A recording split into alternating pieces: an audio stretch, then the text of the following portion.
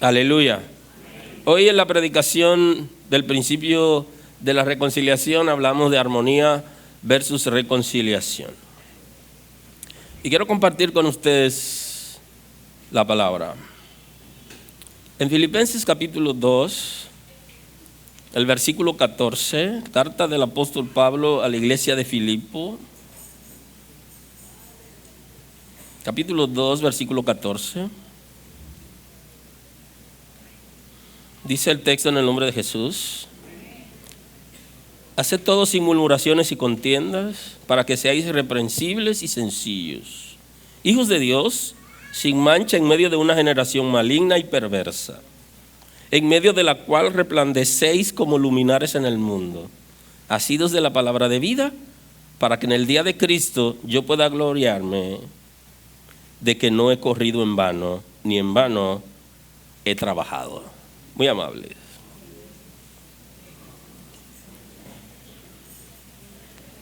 Bendito es el nombre del Señor. Llegamos a una congregación X o Y pensando muchas cosas. Y lo primero que pensaba antes de conocer al Señor y de llegar a una congregación era que mi posición era de vulnerabilidad y que para mí era muy difícil vivir como viven esa gente. Y ese era un bloqueo. Y luego lo entendí y me di cuenta que tenía razón. Lo único que yo pensaba humanamente, y es verdad, por nosotros mismos no podemos. Nadie puede por sí mismo, sino que el secreto no lo manejaba. Y es que el Espíritu de Dios transforma nuestras vidas y nos guía para nosotros poder servir y agradar a Dios. Y que el modelo no son la gente, sino es Cristo. Y que mucha de esa gente estaban igual o peor que yo y que Dios lo estaba haciendo y que podía hacerlo. Ahora, nosotros llegamos a la iglesia, a una comunidad de creyentes muy cargados, algunos rechazados en desamor, tristeza, y nos han dicho cosas que no necesariamente tienen que ver con la verdad que ocurre en la iglesia. Nos dijeron que al llegar a una congregación, servir al Señor, todos los problemas se iban a resolver. Al principio yo también me creí la movie, de que es verdad, todo se va a resolver, todo está resuelto. Y estando en la iglesia me hicieron promesas de que se iba a algunas actividades, de ahí va a salir nice, nítido. Después me di cuenta que no, que las actividades me dan herramientas para yo cuando salga de ahí accionar. Y que lo que me dicen no necesariamente es cuando uno tiene contacto con la palabra. Y soñaba con eso, en que todos mis problemas se resolverían. Y me dijeron que la gente, las congregaciones, la gente vivía diferente y que aceptaban a la gente, que no lo atacaban, que todo era armonioso. Se parece a la canción que dice: el cielo aquí está. Ya estamos en el cielo. También creí eso, lo creí. El cielo aquí está. Después me di cuenta que no, que hay sus partecitas que no es el cielo. Y que hay nudos. Entonces esa dinámica de lo que establece la palabra y lo que nosotros vivimos, y el concepto de los hijos de Dios, de los congregados, no es fácil llegar a entenderlo para saber que no todos responden a los intereses de Dios y que de pronto nuestras vidas no dependen de la gente que está alrededor de nosotros, ni de lo que nos han dicho, sino de lo que la palabra establece. Y cómo yo debo abrir mi corazón para vivir lo que la Biblia dice y esperar que el Señor muestre su misericordia para conmigo y que me permita saborear su gracia. Hablando de reconciliación y de armonía, porque la reconciliación está muy ligado a la armonía, porque la reconciliación busca armonía, y justamente este año nosotros hablamos de armonía. Si vemos la armonía con sencillez de corazón como el equilibrio entre las partes que crea una sensación de aceptación, hay armonía y se crea esa sensación de aceptación. Ese concepto, viéndolo desde ese ángulo, nos llama la atención considerablemente, que en una comunidad de creyentes deberíamos ser así. Debería haber un equilibrio y que la gente que viene a la casa se sienta aceptado. Y esa es una buena pregunta hoy que deberíamos hacernos, y es para consumo personal. ¿Te sientes aceptado en la congregación? ¿Te sientes parte de la congregación donde asiste? ¿No te sientes rechazado? ¿Qué? ¿Te han aceptado tal como eres? Si no es así, entonces tú no tienes armonía, porque da la sensación de que nosotros estamos siendo aceptados tal como somos, y que alguien no quiere retorcernos el brazo para cambiarnos a la fuerza, sino que la gente es capaz de darnos una palabra y darnos la libertad para que nosotros vivamos en esa palabra si queremos o hemos decidido. Aleluya. La armonía trae unión en la fraternidad y deja que el Espíritu de Dios opere e imparta la vida de Cristo y la vida eterna. Ese es el concepto que maneja el salmista cuando dice que allí hay bendición y vida eterna, porque donde hay armonía, nosotros dejamos que el Espíritu de Dios imparta la vida de Cristo en nosotros y la vida eterna. Ahora, ¿estoy yo dejando que el Espíritu de Dios imparta vida en mí y que lo haga libremente? ¿Hasta qué punto yo resisto lo que el Espíritu de Dios quiere hacer? Por un asunto de ego, por un asunto de conocimiento, por un asunto de intelecto, por un asunto de religiosidad. Hay mucha gente que fueron formados en la religión y que se resisten a la obra del Espíritu de Dios porque ellos están en un sistema, operan mediante sistema y mediante paradigmas, y no dejan que su mente sea revolucionada y se resisten al Espíritu de Dios y a la palabra de Dios. Entonces necesitamos dejar que el Espíritu de Dios imparta la vida de Cristo y la vida eterna en nosotros. De lo contrario, nosotros no podemos decir que tenemos armonía interna, ni armonía con Dios, ni armonía en la casa. En la reconciliación se restablece una relación de amistad y de confianza después de una ruptura o de una separación. Y entonces, si nosotros vamos a hablar de armonía, tenemos que hablar de reconciliación, porque no puede haber armonía sin perdón y sin reconciliación, porque tarde o temprano alguien me pisará el callo, yo le pisaré el callo a alguien me malinterpretará o yo lo malinterpretaré. Y eso es en lo natural. Lo que quiso decir, lo que dijo, o lo que yo entendí que dijo. Entonces las relaciones se caen. Y los que están casados saben que la única manera de permanecer en el matrimonio, más allá de los primeros 5 años, es siendo capaces de tolerarnos, de perdonarnos y de reconciliarnos para que haya armonía en la casa. Porque si no, no hay manera. Porque las relaciones se rompen continuamente cuando alguien hace lo que nosotros no esperábamos que la persona haga, o cuando muchas veces responde como no esperábamos que se responda, o cuando la gente pierde interés en la relación o en las responsabilidades que conllevan una relación de familia. Y todo eso produce ruptura.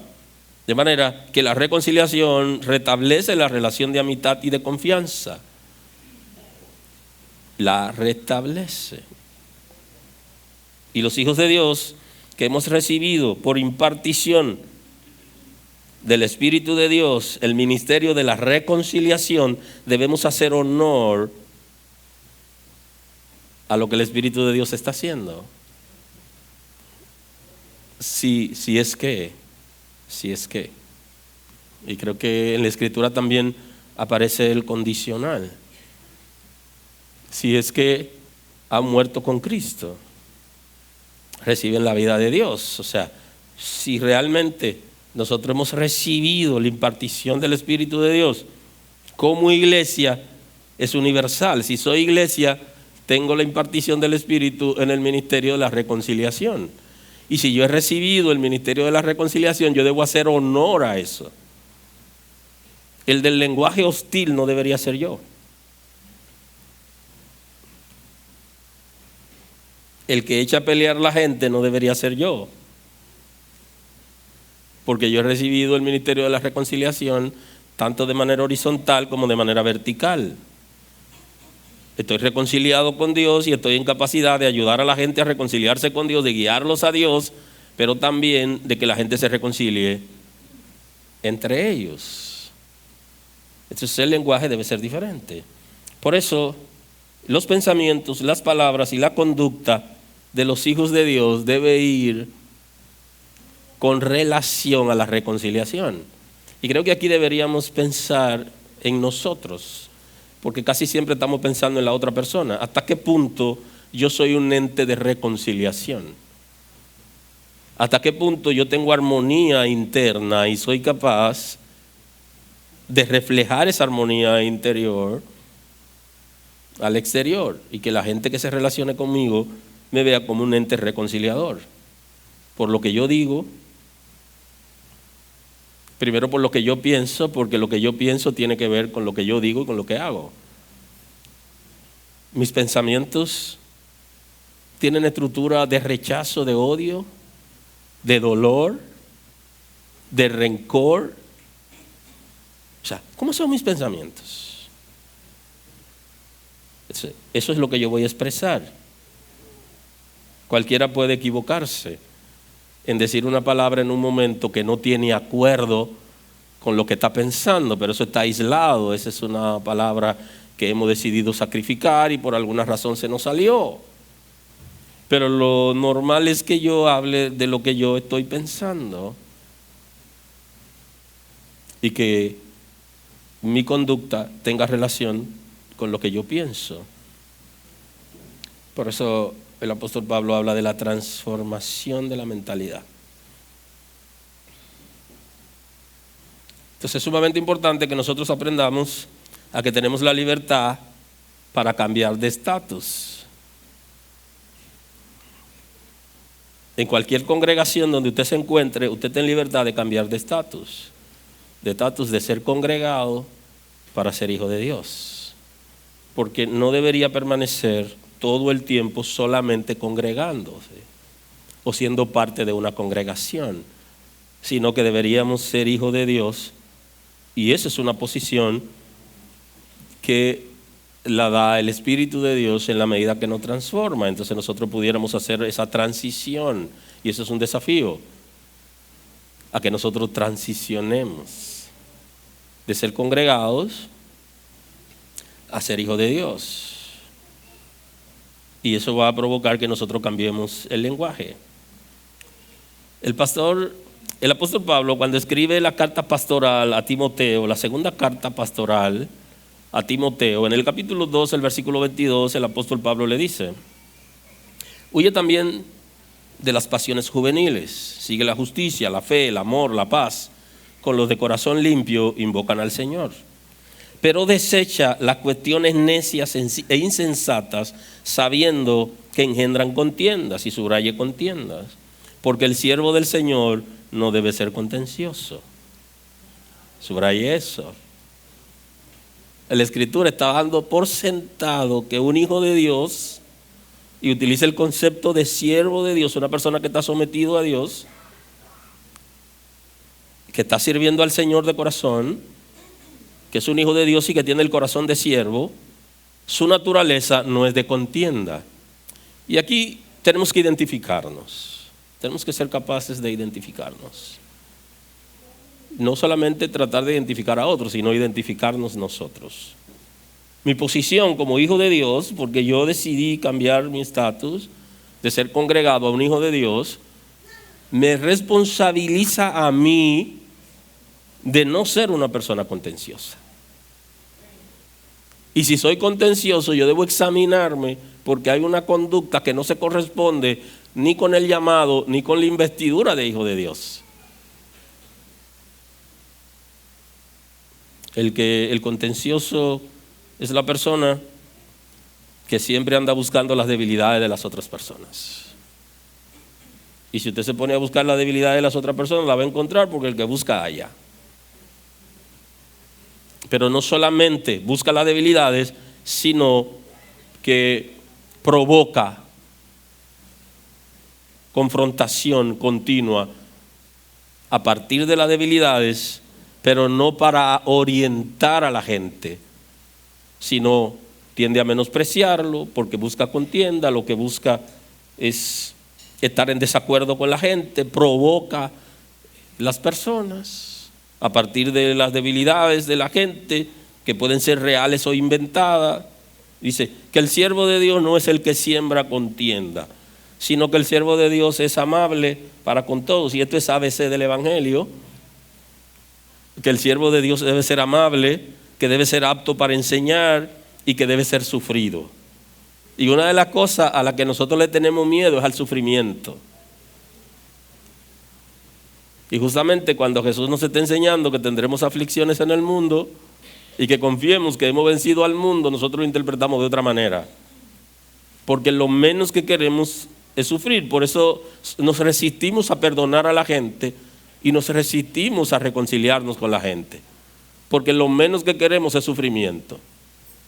Y yo no le voy a decir que salgan a comprar sufrimiento a la calle, porque eso no se corresponde. Pero el siervo de Dios debe ser una persona capaz de sufrir cuando es necesario. Sufrir el agravio, como dice el texto sagrado.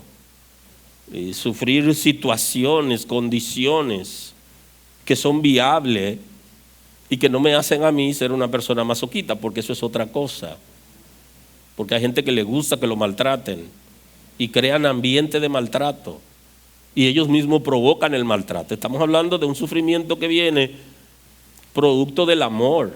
Y dice que el amor es sufrido. No significa que quien me ama a mí me pone a sufrir. No, yo sufro porque la persona que amo esté en alguna condición.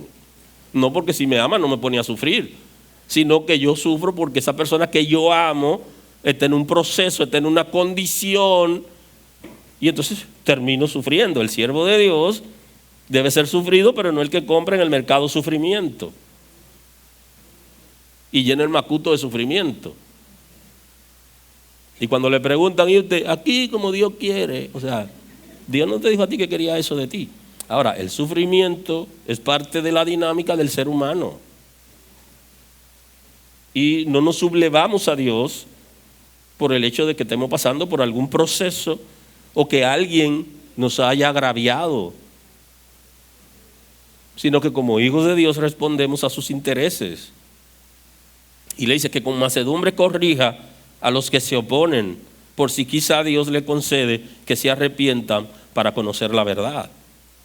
O sea, que con una actitud correcta seamos capaces de corregir a la gente que de alguna manera se oponen a la verdad, pero con un criterio bíblico atesorado de que esas personas pudieran entrar en la gracia si tienen un arrepentimiento apropiado. Es como darle el chance a la gente para que puedan vivir una vida diferente, de que hay algo más y que nosotros somos llamados por Dios para guiarlos a Cristo, para que puedan vivir en Él. Tenemos todo el derecho de cambiar de estatus y de tener otra prioridad. Cuando la palabra de Dios se vuelve mi prioridad, todo cambia en mí. Porque ya mi prioridad no es mi ego, ni son mis necesidades, sino que mi prioridad es Dios, como establece el texto sagrado, cuando Jesús establece el orden de prioridades, habla del reino de Dios y la justicia de Dios, que debe ser lo básico, lo primero. ¿Es el reino de Dios y su justicia? ¿Es la palabra de Dios su prioridad? ¿Cómo nos estamos manejando? Si usted hace un inventario, un análisis personal, introspectivo, esta noche, antes de dormir, se va a dar cuenta cuál es su prioridad. Posiblemente su prioridad sea la misma de los mundanos, es el dinero. Y es tener más y vivir mejor. Eso puede ser posible. Ahora, cuando la prioridad es Dios, no significa que vamos a menospreciar el trabajo que hacemos para conseguir lo que necesitamos, pero nuestra prioridad no es almacenar dinero. Nuestra prioridad no es satisfacer necesidades personales. Nuestra prioridad no es llenar nuestras expectativas y estar elevado a posiciones ventajosas.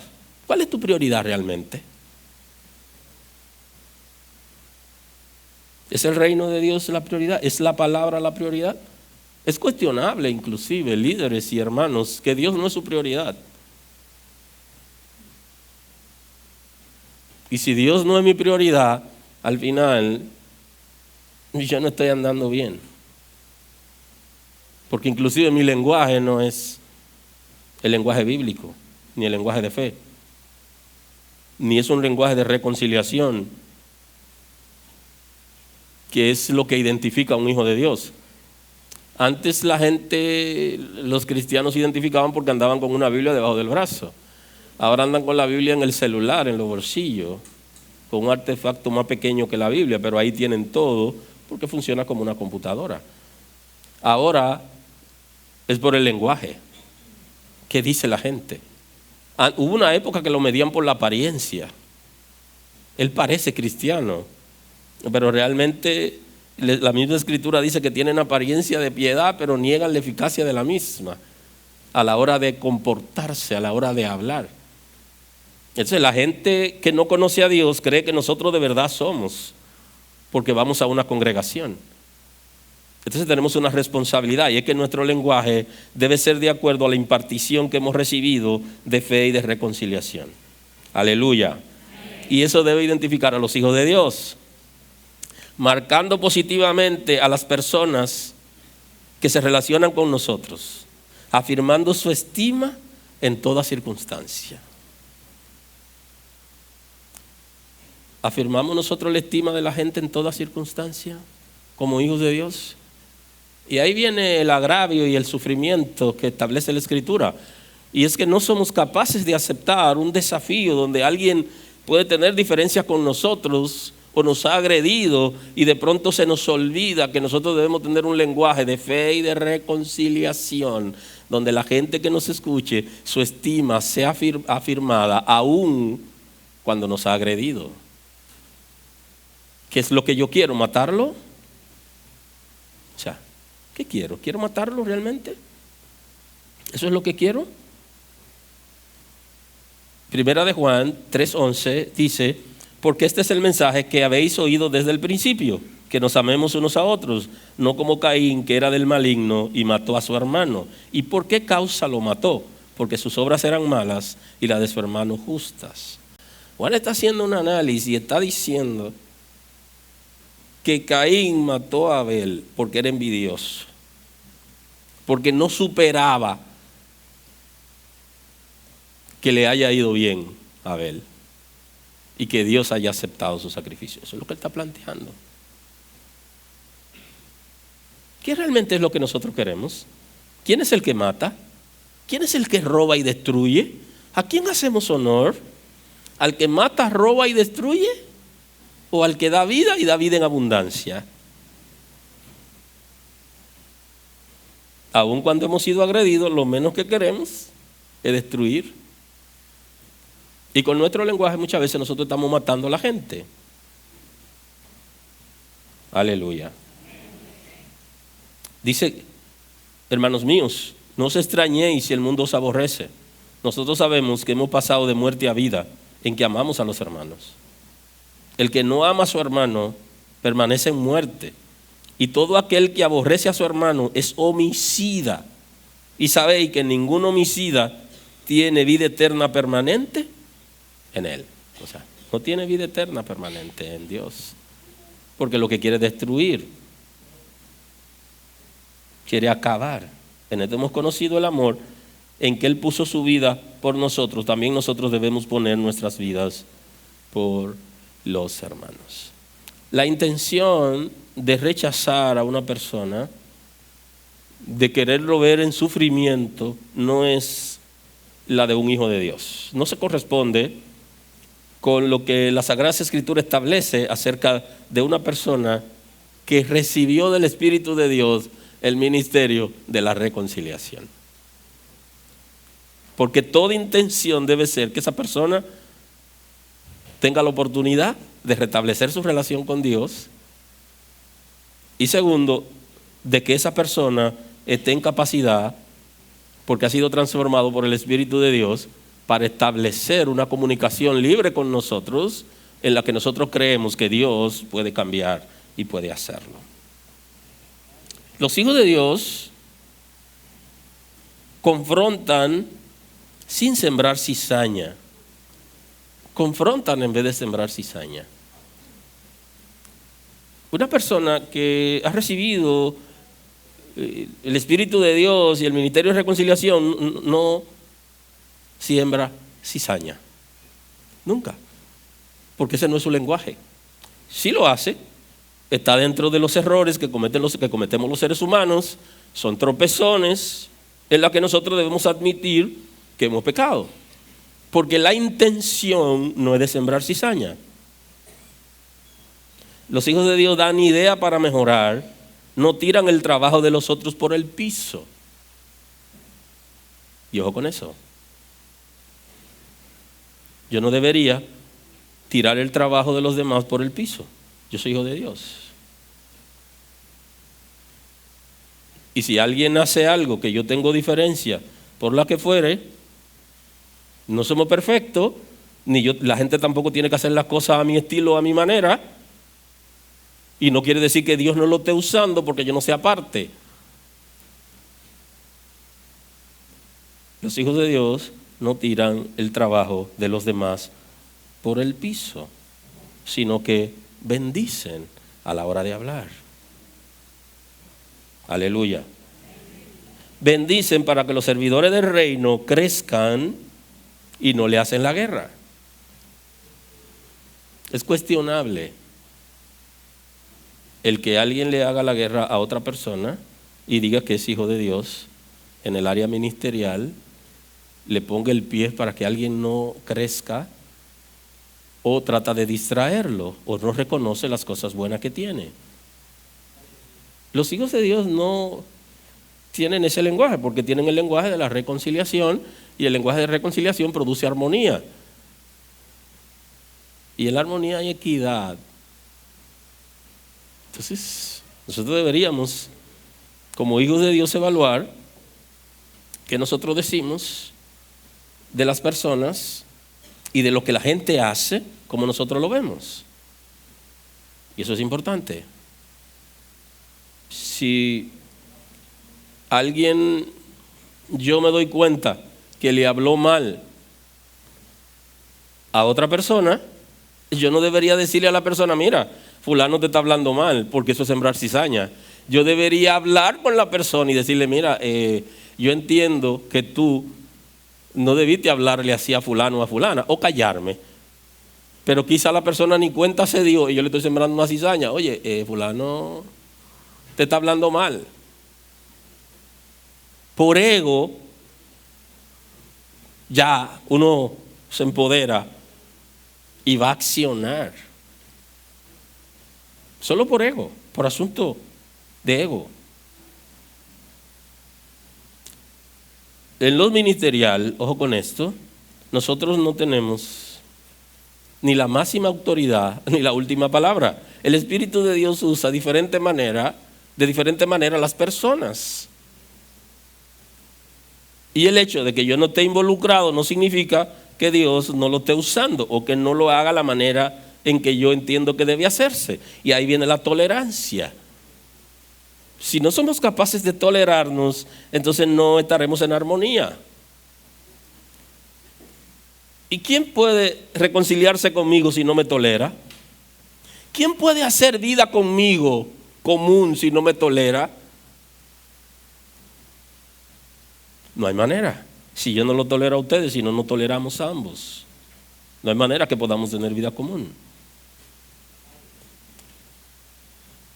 Aleluya. El apóstol Pablo nos da un principio aquí cuando escribe a la iglesia de Filipos. Dice: haced todo sin murmuraciones y contiendas, para que seáis irreprensibles y sencillos, hijos de Dios, sin mancha, en medio de una generación maligna y perversa, en medio de la cual resplandecéis como luminares en el mundo, asidos de la palabra de vida, para que en el día de Cristo yo pueda gloriarme de que no he corrido en vano, ni en vano he trabajado. El apóstol Pablo nos está llevando a que nos encaminemos a una dimensión superior a la que vive el mundo. ¿Cómo vive el mundo? ¿Cómo lo describe? Dice que la generación maligna y perversa, así le llama. ¿Qué manera de describir el mundo? Y esto no nos da licencia a nosotros para acusar a los pecadores de ser malignos y perversos. La Escritura está describiendo cuál es la condición de los pecadores de donde nosotros venimos, y nosotros como hijos de Dios podemos reservarnos ese derecho para no herir a la gente y alejarlo, porque queremos que conozcan a Dios. Y si usted comienza a decir: no, ustedes son unos perversos, unos malignos. O sea, el concepto de maligno, de malignidades, de estar bajo el maligno, esa es una influencia que la gente, el pecador ni lo sabe, ni lo entiende, ni lo conoce. Ahora nosotros sí. Y por eso la Escritura dice: la generación de donde nosotros salimos y la que nos ha tocado vivir y la gente que nos rodea, su comportamiento es tal. Ahora, ¿cuál debería ser el comportamiento nuestro? El tuyo, ¿cómo debe ser? ¿Cómo debe ser tu comportamiento? Y entonces le dice que trate de evitar ser una persona murmurador o contencioso. Y en la Escritura tenemos casos de murmuraciones, de comentarios, porque la murmuración no necesariamente es el que dice lo malo. Hay cosas que, por ejemplo, el caso de Moisés y de sus hermanos, ellos estaban comentando una condición que pudieron habérsela dicho a Moisés, pero no se la dijeron. Porque Moisés se había acercado a una mujer de la familia de Cus, una cusita, el gentilicio. Y ellos, en vez de acercarse a Moisés para decirle: manito, pero no, ellos generaron comentarios. O sea que la murmuración no siempre es mentira, pudiera ser verdad o pudiera ser una apariencia. Sin embargo, la misma Escritura dice, y se lo dice al pueblo de Israel también, que no promuevan rumores, porque hay gente que se dedican a promover rumores, lo que parece. Yo no estoy seguro, pero por ahí es que anda la cosa. Entonces, bien, ellos pudieron haber confrontado a Moisés y se hubieran evitado toda una serie de situaciones, porque como Moisés era el líder en este caso, porque no siempre es de los líderes, también se habla de otras personas, pero en el caso de que como Moisés era líder, ellos lo estaban descartando y se estaban ellos subiendo en el pedestal de que Dios podía usarlo a ellos con sus debilidades, por las que ya eran aparentes en Moisés. Entonces, las murmuraciones no son saludables, sino lo que es saludable según Cristo es la confrontación. Y entonces, la gente que vive siempre haciendo comentarios de los otros, cuando yo lo hacía siempre era bien, pero ya ahora lo está haciendo otra gente, eso pudo haberse hecho mejor. O sea, eso son murmuraciones y tenemos que ir a la Escritura, y la gente tiene que tener capacidad de respuesta, porque de alguna manera la gente no sabe el sacrificio que hace alguien para hacer alguna actividad espiritual. La gente no tiene ni idea de los sacrificios personales, sacrificio de familia, sacrificio económico inclusive, y sacrificio de tiempo, y cuánto tiene que orar, porque la gente no ha entendido que los espíritus que atacan desde dentro quieren aguar la fiesta todo el tiempo, y para eso están ahí. Y que muchas veces la gente que está involucrada en un ministerio, su familia está siendo atacada, él mismo o ella está siendo atacado, y para cualquier cosa que se vaya a hacer, tiene que hacer esfuerzo, porque se está enfrentando a fuerza del mal y a la intolerancia de los que están dentro. Y entonces eso desanima a la gente. ¿Alguien está aquí hoy? Entonces nosotros estamos llamados justamente para aprender a manejarnos.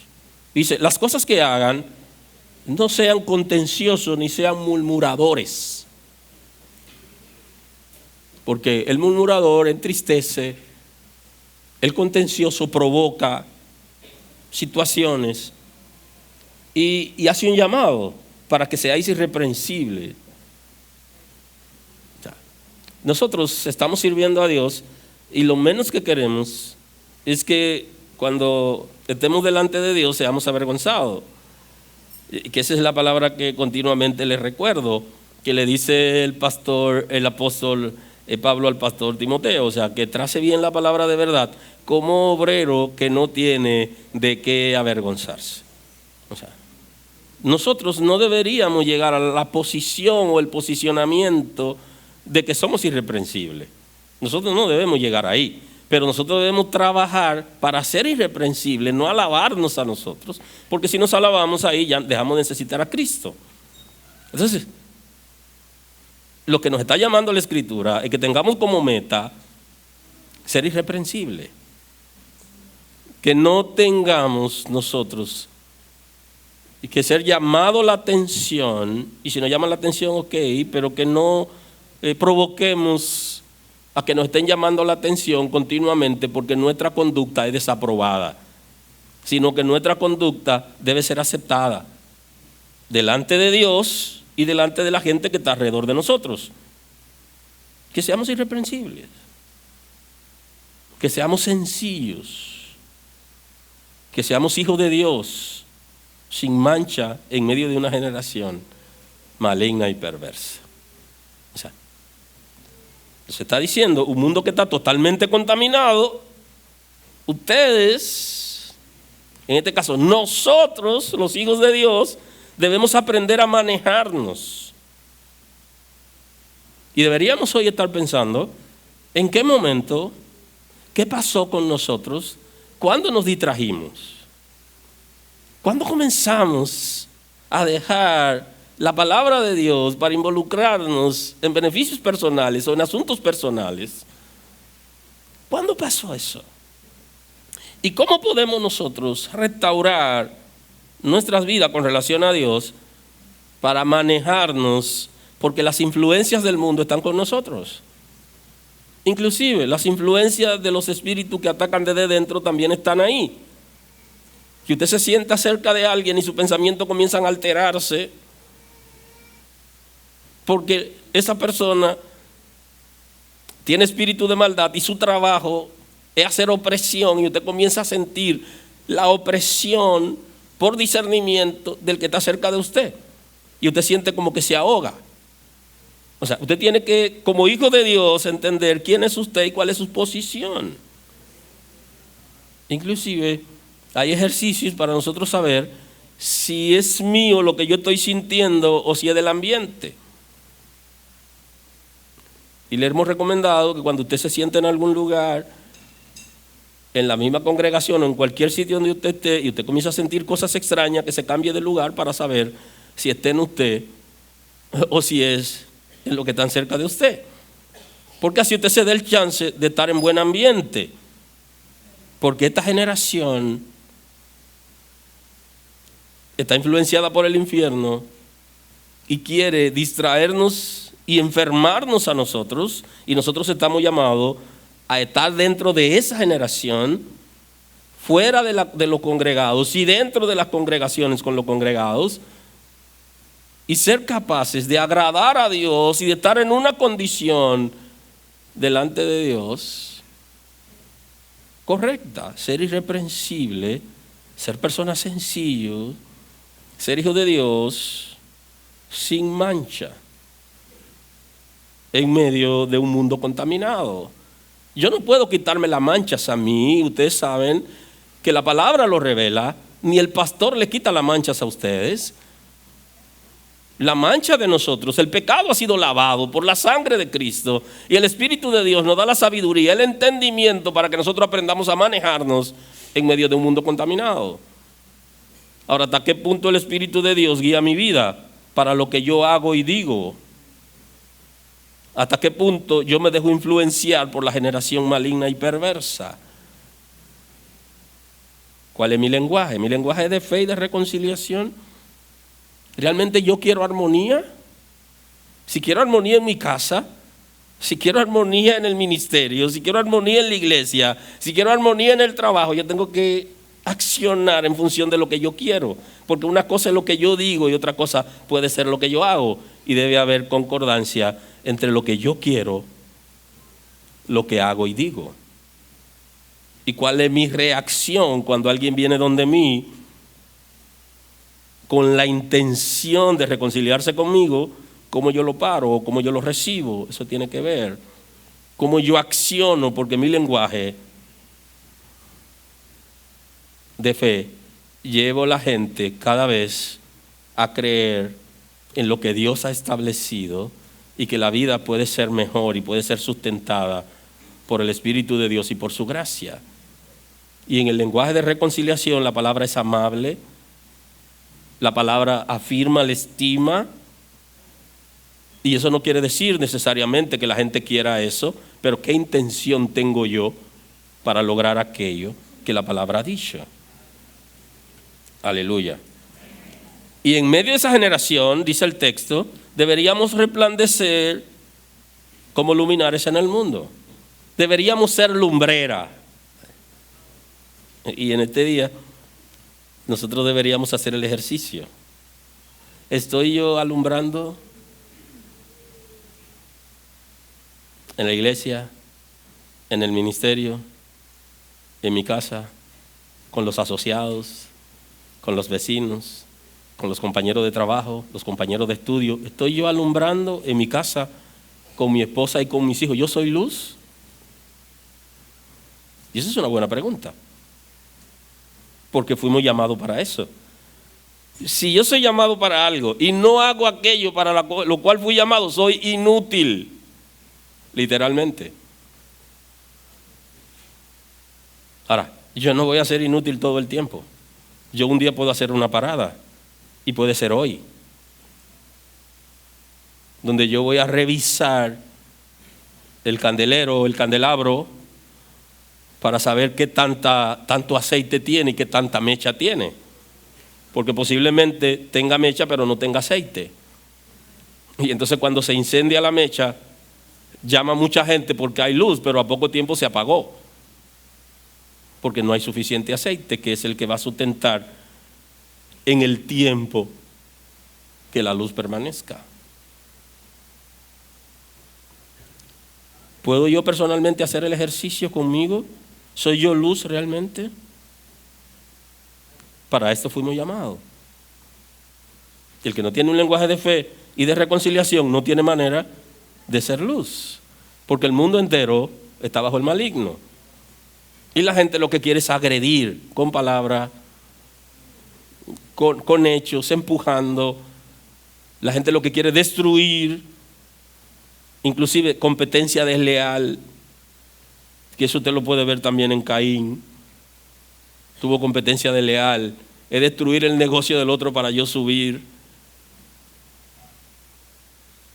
Ahora, como él no conocía a Dios, no entendió que el hecho de que él destruya a Abel no quería decir que iba a hallar gracia ante los ojos de Dios. Por el contrario, la cosa se le complicó, y por eso cuando el Señor le pregunta, y usted me está pagando a mí para que yo sea guardián de él, esa es la respuesta. O sea, ni siquiera tenía ningún respeto por Dios, pero quería ganarse el corazón de Dios. Qué interesante. ¿Eh? El que no conoce a Dios le pasa eso. Aleluya. Nosotros fuimos llamados para hacer luz, para alumbrar. Y esa luz requiere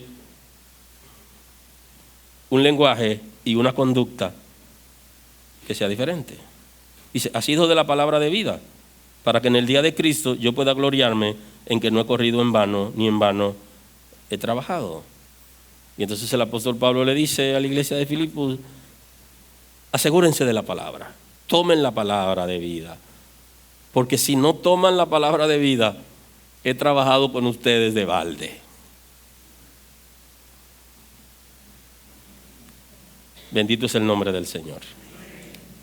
Y quiero que entiendan el concepto del apóstol Pablo, que está diciendo esta palabra no para menospreciarlo, sino para animarlo a que asuman una responsabilidad. Porque la misma Escritura dice que la palabra de Dios no retorna vacía, sino que produce el efecto por el cual ha sido enviado, que aunque a veces yo no veo rápidamente lo que yo quiero ver, pero en su momento algo va a pasar, porque la palabra se está entregando. Y la gente que recibe la palabra tiene reacción a partir de esa palabra. Y entonces él le dice, entonces yo corrí en vano. Y en vano he trabajado. ¿Por qué? Porque el propósito en el ministerio es que la gente sea bendecida, que la gente conozca a Dios, que la gente sirva a Dios, que la gente permanezca en Dios. Y si no ocurre eso, entonces todo lo que hicimos, ¿para qué se hizo?